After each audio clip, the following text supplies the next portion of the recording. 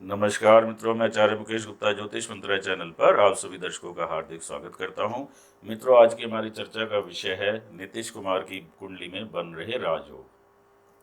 ये पहली बार जो है 1985 में एमएलए चुन के आए थे। उसके बाद से ये कभी एमएलए और कभी एमपी लगातार चुने जाते रहे हैं। ये पहली बार जो है 3 मार्च 2000 को बिहार के मुख्यमंत्री बने, लेकिन ये उनका मुख्यमंत्री का काल केवल 7 दिन का रहा था। इसके बाद ये पुनः 24 नवंबर 2005 को बिहार के फिर से मुख्यमंत्री चुने गए। इसके बाद से लगभग यही बिहार के मुख्यमंत्री बने रहे हैं। बहुत थोड़े से समय के लिए बाद में तेजस्वी यादव जो है मुख्यमंत्री बने थे। अब इनकी एक और ख़ास बात है, ये हमेशा गठबंधन में ही मुख्यमंत्री बने हैं, कभी स्वतंत्र रूप से ये मुख्यमंत्री नहीं बने। इनकी पार्टी चाहे गठबंधन की सबसे बड़ी पार्टी रही हो या गठबंधन में इनको सबसे ज़्यादा सीटें नहीं भी मिली हो, छोटी पार्टी के रूप में भी रहे हैं, लेकिन मुख्यमंत्री यही बन जाते हैं। तो इनकी कुंडली में ऐसे कौन से खास योग है, आज हम उसके बारे में चर्चा करेंगे। मित्रों, अगर अभी तक आपने हमारा चैनल सब्सक्राइब नहीं किया तो चैनल को सब्सक्राइब करें और बेल आइकन को प्रेस करना ना भूलें, जिससे आपके पास लेटेस्ट वीडियो की जानकारी आती रहे। तो आइए चर्चा को आगे बढ़ाते हैं, देखते हैं इनकी कुंडली में क्या ऐसी खास बात है जो ये बिना बहुमत के भी बार बार बिहार के मुख्यमंत्री बन जाते हैं। आप यहाँ देख पा रहे हैं नीतीश कुमार की कुंडली मिथुन लगन की है, जिसका स्वामी बुध है। मिथुन राशि चक्र की तीसरी राशि है, जिसका चिन्ह जुड़वा का प्रतीक है। मिथुन राशि के स्वभाव में दोहरापन होता है, क्योंकि राशि का चिन्ह जो है जुड़वापन है, ड्युअलिटी है उसमें। तो मिथुन राशि के स्वभाव में थोड़ा दोहरापन होता है और वो कब क्या करने वाले हैं इसका अंदाजा लगाना मुश्किल होता है। ये बात आपने नीतीश बाबू में देखी होगी। ये कब एनडीए में चले जाते हैं, कब ये लालू की पार्टी के साथ चले जाते हैं, इनका कोई पता नहीं लगता।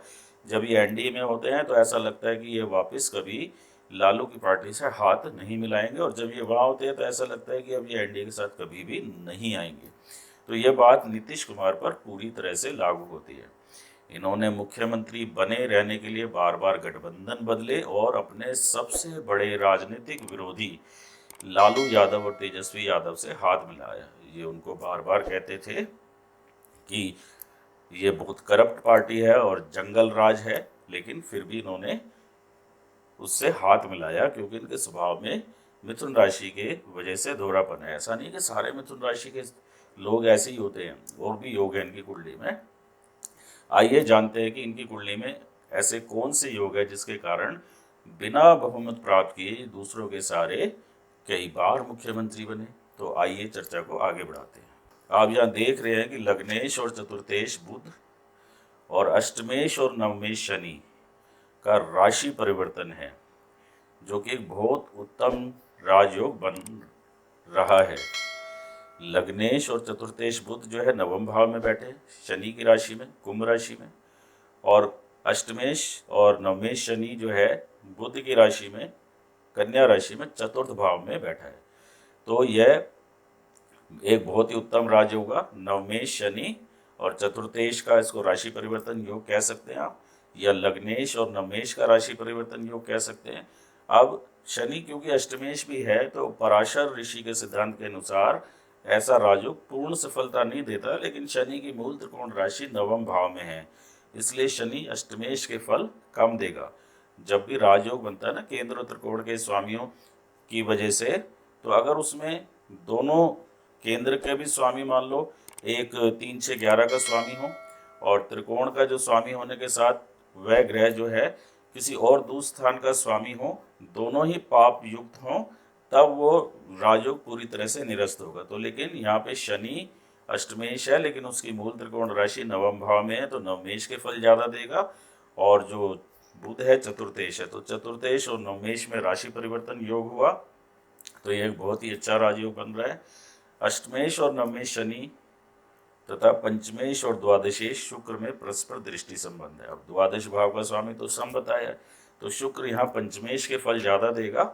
तो नवमेश शनि और पंचमेश शुक्र में जो है परस्पर दृष्टि संबंध है। शुक्र उच्च का होकर मीन राशि में बैठा है 10वें घर में, वो शनि को देख रहा है, चौथे घर में बैठे। चौथे घर में शनि जो बैठा है बुध की राशि में, वो दशम में बैठे शुक्र को देख रहा है। तो चतुर्थ और दशम भाव में बैठे शनि और शुक्र का परस्पर दृष्टि संबंध है, जो कि पंचमेश और नवमेश का संबंध हुआ। यहाँ शुक्र उच्च का, इसलिए बहुत अच्छा योग है।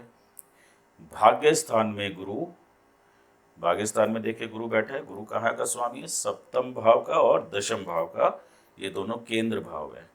तो भाग्य स्थान में गुरु सप्तमेश और दशमेश तथा बुध लग्नेश और चतुर्थेश। तो बुध लग्नेश होने के कारण त्रिकोण के स्वामी के रूप में काम करेगा, और जो गुरु को हम केंद्र के स्वामी के रूप में लेंगे। तो गुरु यहाँ पे दशम केंद्र, जो सबसे बली केंद्र होता है, उसका स्वामी है, और बुध लग्नेश और चतुर्थेश है। तो इनकी युति से भी एक राजयोग बन रहा है।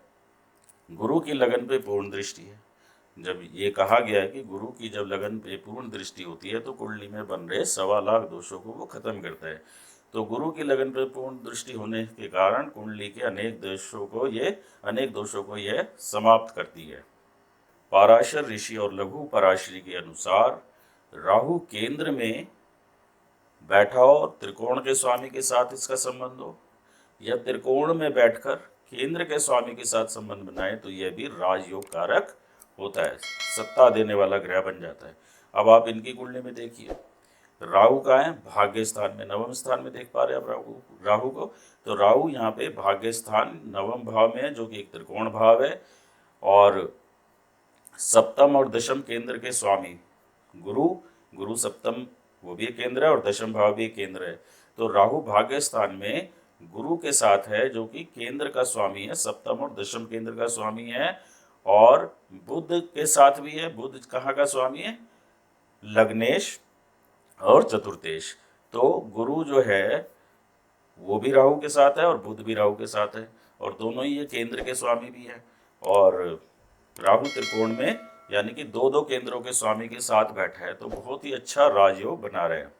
इस राजयोग में एक और खास बात है, पराक्रम भाव का स्वामी सूर्य भी शामिल है, इसलिए इन्होंने जन आंदोलन के द्वारा सत्ता प्राप्त की। इन्होंने जो है लोहिया के साथ भी आंदोलन किया, और जयप्रकाश नारायण के साथ भी आंदोलन किया। इमरजेंसी के टाइम ये जेल भी गए, तो कई प्रकार के आंदोलनों में शामिल रहे हैं अपनी छात्र राजनीति के समय से ही। अब एक और बहुत अच्छा योग बन रहा है। इनकी कुंडली में शुक्र दशम भाव में अपनी उच्च राशि मीन में स्थित है, जो मालवे नाम का एक पंच महापुरुष योग बन रहा है। जब भी शुक्र केंद्र में अपनी राशि या उच्च राशि में होता है, तो मालवे नाम का पंच महापुरुष योग बनता है। कुंडली के दशम भाव में बन रहे मालवे योग के कारण ये सत्ता के शीर्ष पर पहुंचे और इतने सफल राजनीतिज्ञ बने। दशम भाव में इस योग के बनने के कारण ही ये बहुत महत्वाकांक्षी भी हैं।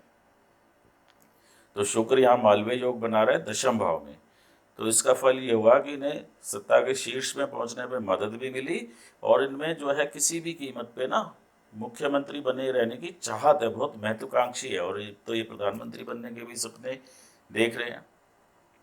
इनकी कुंडली में मंगल 2 अशुभ स्थानों का छठे और 11वें भाव का स्वामी है। त्रिषड आय, तीसरा, छठा और 11वां, ये कुंडली के इन भाव के स्वामी कुंडली में अशुभ ग्रह माने गए हैं।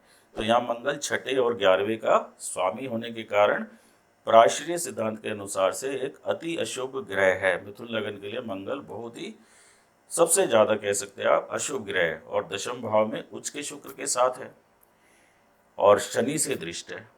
अब कहा जाता है ना कि पापी भी अगर साधु संगति में पड़ जाए, अच्छी संगति में हो, तो वो पाप फल त्याग देता है। तो यहाँ मंगल जो है नवमेश, जो भाग्य स्थान का स्वामी है, धर्म स्थान का स्वामी है, शनि उसकी दृष्टि में है, और जो पंचमेश ये भी धर्म त्रिकोण है, तो पंचमेश के साथ है दशम भाव में, और इस पे नवम भाव के स्वामी शनि की दृष्टि है। तो यहाँ जो मंगल 2 शुभ ग्रहों की संगति में आ गया, इसलिए मंगल अपने अशुभ फल यहाँ त्याग देगा।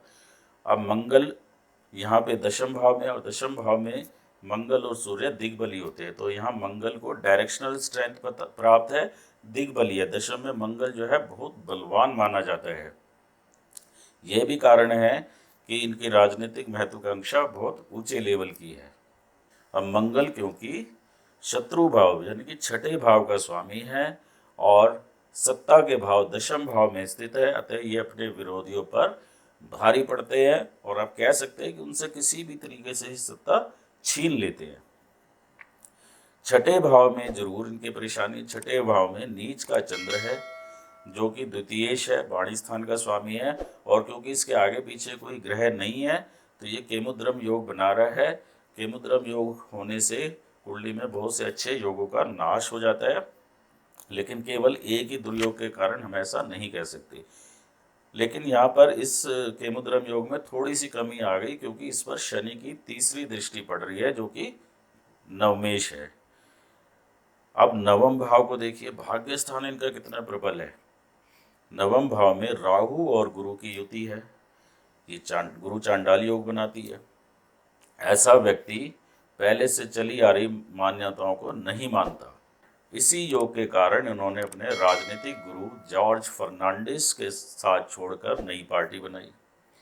गुरु चांडाल योग वाले व्यक्ति की रुचि अपने धर्म से ज़्यादा दूसरे धर्मों में होती है, और इसलिए इन्होंने कभी भी खुलकर हिंदू धर्म का साथ नहीं दिया। और आप सभी जानते हैं दूसरे धर्म के प्रति इनका कितना प्रेम रहा है। चतुर्थ भाव जनता के भाव में शनि की स्थिति, शनि जनता के भाव चतुर्थ भाव में, शनि खुद जनता का कारक है और जनता के भाव में है, और इस पर उच्च के शुक्र की दृष्टि सत्ता के भाव से, दशम भाव से, कर्म स्थान से आ रही है। इसके कारण ही इनकी जनता में सुशासन बाबू की छवि बन पाई। दशम भाव में दिग्बली मंगल भी राजनीति में सफलता दिलाता है। अब राजनीति के लिए सूर्य की बड़ी इंपॉर्टेंस है, राहु की बड़ी इंपॉर्टेंस है, गुरु विस्तार का कारक है, गुरु की बड़ी इंपॉर्टेंस है। राजनीति के लिए सूर्य और राहु का लग्नेश के साथ संबंध है भाग्य स्थान में। चतुर्थेश बुध और दशमेश गुरु के साथ भी जो है सूर्य का संबंध है। तो राजनीति के लिए सूर्य और राहु का लग्नेश, चतुर्थेश बुध और दशमेश गुरु के साथ संबंध होना भी इनकी राजनीतिक सफलता की कहानी कह रहा है। अब सन 2024 में क्या ये भारत के प्रधानमंत्री का चेहरा बनेंगे या नहीं? क्या ये भारत के प्रधानमंत्री बन पाएंगे 2024 में?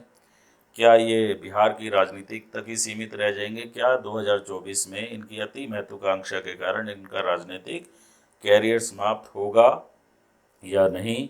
इस विषय पे चर्चा के लिए फिर एक अलग वीडियो बनाएंगे, जिसमें हम भारत के जितने भी संभावित प्रधानमंत्री के चेहरे हैं उनकी कुंडली का तुलनात्मक अध्ययन करेंगे और ये जानेंगे कि 2024 में भारत की जो सत्ता है उसको कौन संभालेगा, भारत का प्रधानमंत्री 2024 में कौन होगा।